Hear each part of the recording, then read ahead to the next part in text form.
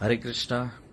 એક જે વિડીયો મારા એક પ્રવચનનો વાયરલ થઈ રહ્યો છે અને જેમાં થોડી ગેરસમજ ઊભી થઈ છે કે જે પણ સ્ટેટમેન્ટ મારા દ્વારા આપવામાં આવ્યું છે એ દીકરીઓ ઉપર જે અત્યાચારો થઈ રહ્યા છે એમની સુરક્ષા થતી નથી, એમને ન્યાય મળતો નથી, એના લઈને છે.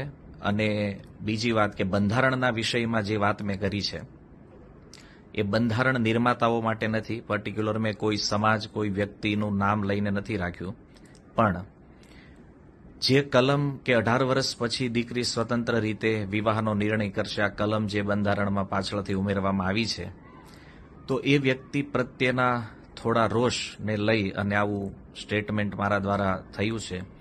પણ આની પાછળ અમારો કોઈ ખરાબ હેતુ, કોઈ ખરાબ ભાવ નથી કોઈ વ્યક્તિ પ્રત્યે કે કોઈના પ્રત્યે.